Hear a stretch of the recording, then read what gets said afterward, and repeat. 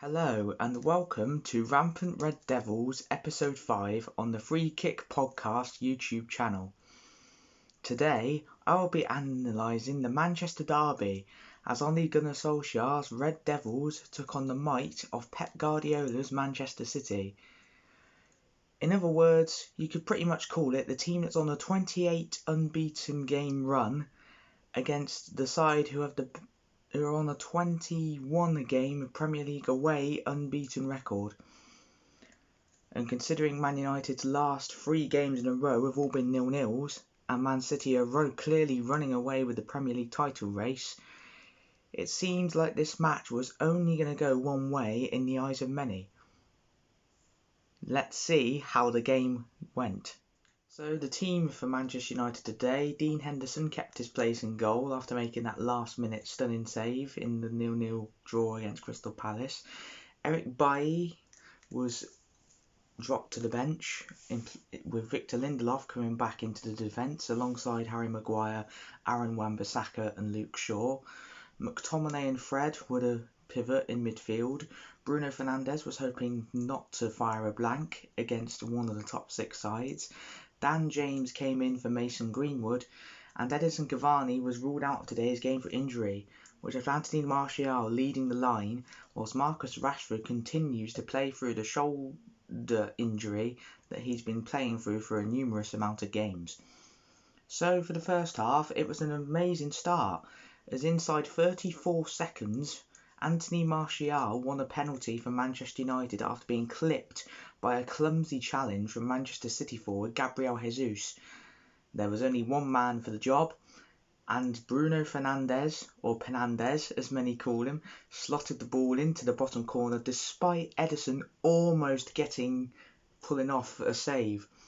It was the fast start that I didn't expect at all, but whenever it's the Manchester derby, Manchester United always seem to perform well. And after the goal, the first 10 minutes was frantic.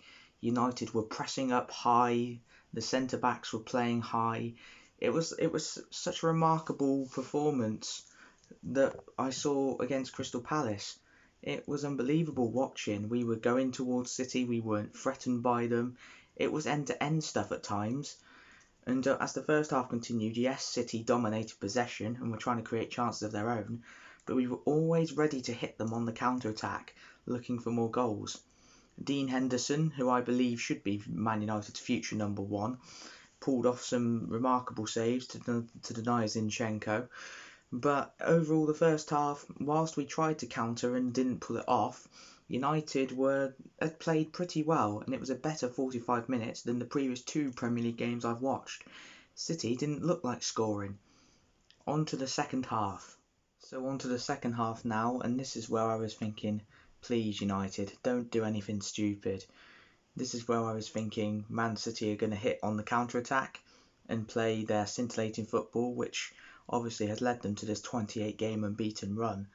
It's a long run, but I was thinking, well, this could be Man United's chance. Hit them on the break, go 2-0 up, and we'll see what happens. But I was always worried, because as you know, Man United's season has been very unpredictable. Cue Dean Henderson. Without deciding to do too much, Henderson decides to throw the long ball out to Luke Shaw, who gets past his man and is running at the Man City backline, who are too hesitant to try and win the ball off him. He gives the ball to Marcus Rashford, who then returns the favour. Shaw, one touch, finishes it smartly into the bottom left right hand corner. 2-0 Manchester United, and a fantastic counter-attacking goal. I could not believe it. Luke Shaw is the least likely person that I thought would score today, and it was another fantastic goal. But it all started, mind, from the Dean Henderson throw. If that was David De Gea in goal, he wouldn't have done that, I shouldn't think. So fair play to Dean Henderson for starting up the goal, and it was his individual brilliance that led to Luke Shaw being able to drive at the Man City defence before getting the return ball off Rashford and slotting into the bottom corner.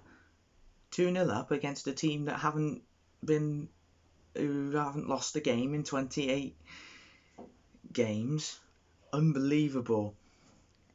And from then on, it was just simple, simple, simple, simple. United defended brilliantly. Lindelof and Maguire were superb and outstanding, which is quite remarkable. Raheem Sterling was left in Aaron Wan-Bissaka's pocket once again in the Manchester derby. Kevin De Bruyne missing in action, whereas Bruno Fernandes made a major impact. Unfortunately, Rashford did come off with what seemed an ankle injury, so hopefully that's not too serious, but he's been playing through the pain barrier anyway with the shoulder injury, so hopefully he's not ruled out for too many games. But what a remarkable performance. So overall, it was a performance that I did not expect at all. Manchester United going to the Etihad and playing counter-attacking football and being on the front foot, and we won 2-0 and kept a clean sheet. Dean Henderson for me now has to be Man United's number one. Lindelof and Maguire seem to play better when he is in goal.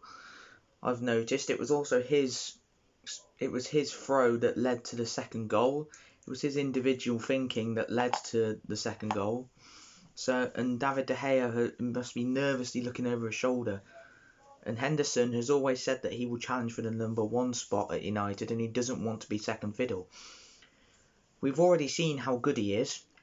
He played magnificently well whilst on loan at Sheffield United last season, and I feel that David De Gea has been, whilst I believe that David De Gea has been one of our best keepers in Man United history, I think David De Gea, I think it's time for him to leave. Dean Henderson has already proved that he can be a future England number one as well as a future Man United number one. Give him more chances, he deserves to. But no, it's a performance that we can hopefully build on. Are we going to win the title? It looks unlikely, unless if Man City have a major collapse with 11 games to go. But that means we'd have to win all of ours. Bearing in mind we've got Europa League games and an FA Cup game coming up against Leicester, I feel that maintaining second place, but also winning one of the FA Cup or the Europa League, maybe even both, and I'd say that'll be in a pretty good season and progress off last. And then hopefully, if we do all that and have a good summer transfer window, we could be within a chance, but you never know. But it's a performance that I didn't expect today at all, bearing in mind that the last 3 results I've watched have been 0-0. It's a relief to see that Man United have found their goal-scoring touch again. Up the Red Devils! And that's my analysis over for today. Thank you very much for listening. Please make sure to hit the like, comment and subscribe buttons so that you never miss a moment from us. Jack's next Total Tottenham episode will be out on Monday as he analyses Tottenham's game against Crystal Palace. And I will be back when Manchester United play AC Milan in the Europa League on Thursday.